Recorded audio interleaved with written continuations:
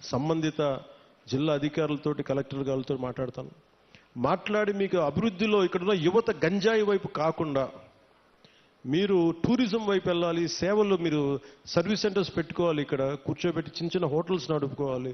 మీకు ఏదైనా స్థలాలు ఉంటే మీరు అక్కడ కూర్చోబెట్టి కొంచెం ఓపెన్ క్యాంప్స్ పెట్టుకునేలాగా, 10 డబ్బులు వచ్చేలాగా, కొంతమందికి వృత్తి ఉపాధి వచ్చేలాగా ఖచ్చితంగా కృషి చేస్తాం. అలాగే ఇందాక కలెక్టర్ గారు మాట్లాడుతా ఇప్పటికీ 2,25,000లో మన కాఫీ తోటలు ఉన్నాయి. ఇంకో పట్టులకి జిరాయితీ పట్టాలు కానీ లేదంటే పోడు పట్టాలు కానీ కలిపి ఇంకొక 1,00,000 పైన మేము ఎకరాల్లో కాఫీ తోటను సాగు చేయాలనుకుంటున్నాం. దీనికి కాఫీ తోటలు పెంచాలంటే ఎత్తైన చెట్లు, వృక్షాలు కావాలి. అందుకని ప్రత్యేకించి అలాంటి వృక్షాలు పెంచాల్సిన చోట దాన్ని ఈ మనకి ఉద్యానాలని పెంచే దాంట్లో జాతీయ ఉపాధి హామీ పథకానికి ఆ పథకం దీని కింద వర్తిస్తుందా అని అడుగుతారు. ఖచ్చితంగా దాన్ని పరిశీలించి ఇక్కడ అంటే నా భయం ఏంటంటే ఒకటి సిల్వర్ ఓక్ ఎప్పుడు కూడా వల్నరబుల్ టు ఫారెస్ట్ ఫైర్స్, అంటే ఎక్కువ మంటలు రగుల్చుకునే అవకాశం ఎక్కువ ఉంటుంది. అది స్థానికమైన చెట్టు కాదు. సో ఇప్పుడు వేసేసాం కాబట్టి మనం ఏం చేయలేం. కానీ భవిష్యత్తులో కలెక్టర్ గారికి కూడా, మన పంచాయతీరాజ్ శాఖ ప్రిన్సిపల్ సెక్రటరీ గారికి కూడా, అలాగే ఇక్కడ ఉన్న ఫారెస్ట్ అధికారులకు కూడా మీరు సిల్వర్ ఓక్ వేసేటప్పుడు దానికి ఆల్టర్నేట్ దయచేసి కొత్తగా ఫాస్ట్గా తొందరగా ఎదిగా ఏవో ఆలోచించండి. ఖచ్చితంగా 1,00,000 ఎకరాలు కాఫీ సాగు ఉంటే, కాఫీ బోర్డు నిర్ణయించుకుంటే ఖచ్చితంగా దాన్ని మరింత ఆదాయం పెరుగుద్ది, మరింత మనకి యువతకి ఉపాధి అవకాశాలు ఉంటాయి. దీన్ని దృష్టిలో పెట్టుకొని పర్యావరణానికి, ఎందుకంటే ఎసిడిక్ ఎక్కువైపోద్ది, మన ఎసిడిక్ సాయిల్లో ఎసిడిటీ పెరిగిపోద్ది ఈ సిల్వర్ ఓక్ వేస్తే. అది మన నేటివ్ ప్లాంట్ కాదు. అందుకనే పనస కానీ, మామిడి కానీ, ఇంకా తొందరగా ఎదిగే మొక్కలు ఏమున్నాయి, వీటన్నిటి వృక్షాలు ఏమున్నాయి, వీటిని దృష్టిలో పెట్టుకొని ఖచ్చితంగా కలెక్టర్ గారు అడిగిన ఈ ప్రతిపాదనని ముందుకు తీసుకెళ్తాం. ఖచ్చితంగా 1,00,000 ఎకరాల్లో కాఫీ తోటని ముఖ్యమంత్రి గారు తెలియజేశారు. ఖచ్చితంగా దీన్ని సాధిస్తామని మీ అందరికీ తెలియజేసుకుంటాం. సో మీ అందరికీ మరోమారు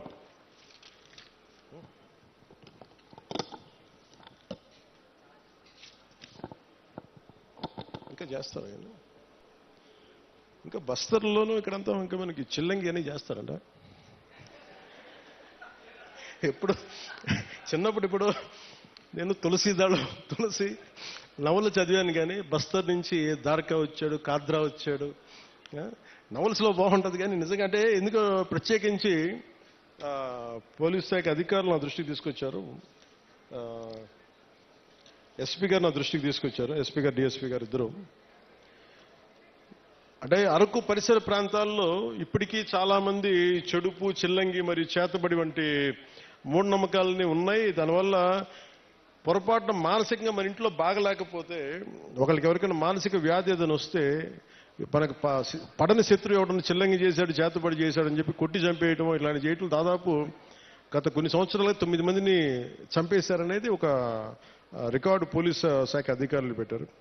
సో వారి విజ్ఞాపన, వారి విన్నపం ఏంటంటే, ఎట్టి పరిస్థితుల్లో మీరు దయచేసి దీని అలా ఆ మూఢనమ్మకాల వైపు వెళ్ళకండి. ఏదన్నా బాగలేకపోతే ఎందుకు బాగలేదు అని దృష్టిలో పెట్టుకొని అట్లా ఆలోచించమని. అందుకని దీనికోసం ప్రత్యేకించి వికాస్ అనే ఒక కార్యక్రమం ప్రారంభించారు. ఈ పై విషయాలన్నింటినీ, అంటే దీనికి గల కారణాలను పరిశీలిస్తే, మూఢనమ్మకాలని మనకి ఇంట్లో వాళ్ళకి బాగలేకపోతే చేతబడి చేశాడు, చిల్లంగి చేశాడు అవన్నీ సినిమాల్లో బాగుంటాయి, నవల్స్లో బాగుంటాయి. నిజానికి మన మనసుకు మించింది ఏం లేదు. అంటే మీ మైండ్ చెడు మంచి అనేది ఏంటంటే, ఒకడు పోవాలని కోరుకుంటున్నా అదే చెడు, అంతే, అదే చేతబడి. అందుకే ఇలా కాకుండా మీరు ఆలోచించాల్సింది, ఎవడు మన గురించి ఎంత చెడు చేద్దాం అనుకున్నా మనం యాక్సెప్ట్ చేస్తే తప్ప, మనల్ని ఓడించాలి అసెంబ్లీలోకి అడుగు పెట్టం అని చెప్పి ఇంత కంకణం కట్టుకుంటే నువ్వెవడు ఇలాంటి చేతబడులు చేయడానికి? ఇలా చూడండి, మనంటే పర్నోళ్ళు ఎప్పుడు మాట్లాడతారు. అందువల్ల కానీ మనం ఎలా ఎదుర్కోవాలి? కూర్చొని కొట్టడాలు ఇవన్నీ కాదు. బలంగా మన మనస్సు బలంగా ఉంటే ఏది పనిచేయదు, మనకి ఏది దుష్టశక్తి మన మీద పనిచేయదు. ఎందుకంటే ఒక్కసారి ఇలాంటి మూఢ విశ్వాసాలని నేను కూర్చోబెట్టి వెంటనే తీసేయమని కష్టం, నేను అర్థం చేసుకోగలను. కానీ వీటికి మించి మీరు ఆలోచించాల్సిందిగా, ముఖ్యంగా యువతకి, ఆడపడుచులకి, మహిళలకి చెప్తున్నా. ఒక తరం అది నమ్మారు, ముందుకు వెళ్ళిపోయారు. తులసి నవల్స్ లాగా బస్తర్ అడవుల నుంచి కొంతమంది వస్తారు, ఇలా చేశారు అని. ఇవన్నీ పాతకాలం అన్నీ అయిపోయినాయి. మీకు ఎవరైనా సరే చెడు చెయ్యాలనుకున్నోడు కూడా మనకి ఎవడు చెడు చేయలేడు. మనం బలంగా ఉంటే మనం ఏదైనా ఎదుర్కోగలం. అందుకని ప్రత్యేకించి వీళ్ళెవరో మనకి చెడు చేశారు, చేతబడి చేశారు, చిల్లంగి చేశారు, వీటికి లోను కాకుండా, ఉద్రేకాలకి లోను కాకుండా, చట్టాన్ని మీ చేతుల్లోకి తీసుకోకుండా, ఇలాంటి జరగకుండా మీరు చూసుకోవాలి మనస్ఫూర్తిగా నేను మీకు కోరుకుంటా ఉన్నాను. అందుకని వీటన్నిటిని దృష్టిలో పెట్టుకొని అవగాహన కార్యక్రమం, వికాస్ అనే కార్యక్రమాన్ని శ్రీకారం చుట్టారు ఉన్నత పోలీసు అధికారులు.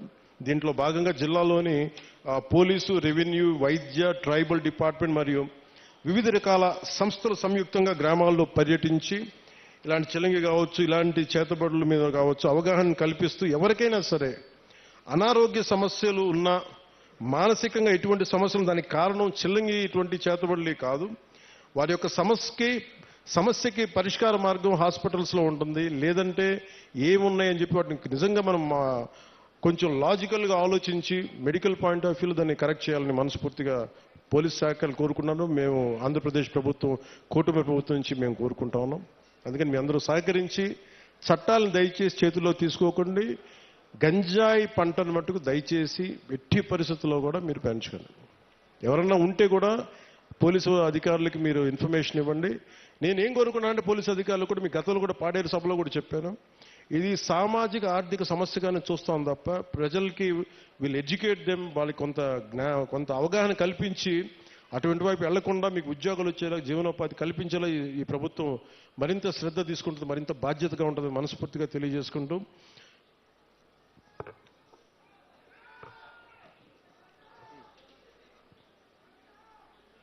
అలాగే అంటే మీతో మాట్లాడుతూ ఉంటే ప్రతి డిపార్ట్మెంట్ నాకు ఒక విజ్ఞాపన ఇస్తుంది, మీరు చెప్పండి మీ వాళ్ళందరికీ. సో అలాగే అటవీ శాఖ తరపు నుంచి ఒక విన్నపం వచ్చింది. దయచేసి మనం ఏదో సిగరెట్ తాగేస్తా, లేదంటే ఏదో మరి అంటే చాలా నిర్లక్ష్యంగా ఉంటాం. మన ప్రకృతి మీద మనకి అడవి తల్లి ఇంత పచ్చటి సౌందర్యం, ఇంత చక్కటి సౌందర్యం అంటిచేయడం ఎంతసేపు చెప్పండి. మనం మీరు లాస్ ఏంజల్స్లో చూశారు ఎన్ని లక్షల కోట్లు నష్టం వచ్చింది వాళ్ళకి. డబ్బున్నోళ్ళు అందరూ పెద్ద పెద్ద ఫిల్మ్ యాక్టర్స్, బిజినెస్ మన ఇండస్ట్రియలిస్టులు, బిజినెస్ పీపుల్ అందరూ కూడా ఏమాత్రం ఇల్లు కూడా సొంత అసలు కొన్ని దశాబ్దాల నుంచి పెట్టుకున్న జ్ఞాపకాలు కూడా పోయినాయి, డబ్బులు గాలిపోయినాయి.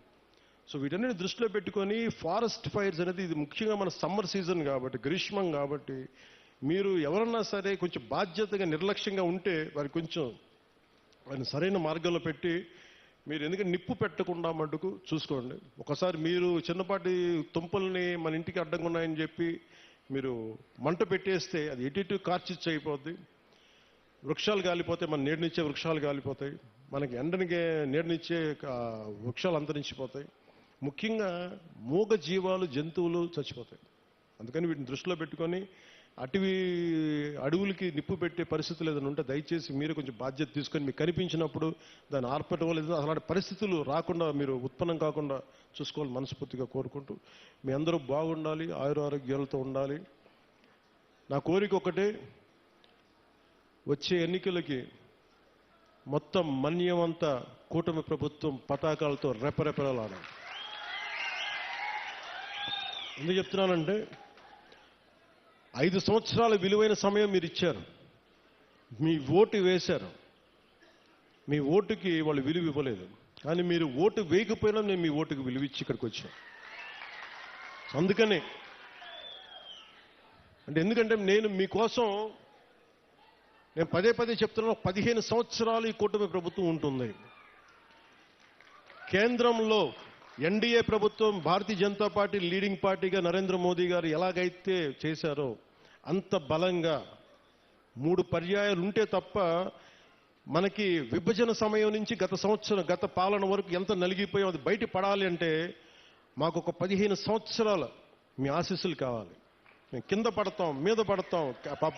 ముఖ్యమంత్రి గారు భిన్నమైన ఆర్థిక వ్యవస్థని సరిచేస్తా ఉన్నారు, నేనేమో మీకు తిరుగుతూ ఉన్నాను. మేము మీకోసం పనిచేస్తాం, కానీ మీ ఆశీస్సులు కావాలి మాకు. మీ ఆశీస్సులు ఇవ్వండి మాకు. మీకోసం తిరుగుతాం, ఒళ్ళుంచి పనిచేస్తాం, మీకు అండగా ఉంటామని తెలియజేసుకుంటూ ప్రతి ఒక్కరికి పేరు పేరున ధన్యవాదాలు తెలుపుకుంటూ మీ భవిష్యత్తు కోసం మన కూటమి ప్రభుత్వం. జై హింద్, జై భారత్. హలో మీకు ప్రత్యేక ధన్యవాదాలండి. గౌరవ ఉప ముఖ్యమంత్రి వర్యులు శ్రీయుతులు కొండిదెల పవన్ కళ్యాణ్ గారికి, అందరి హృదయ నేత, ఎంతో జనాభిమానం సంపాదించిన మహానుభావులు, ప్రత్యేక ధన్యవాదాలు.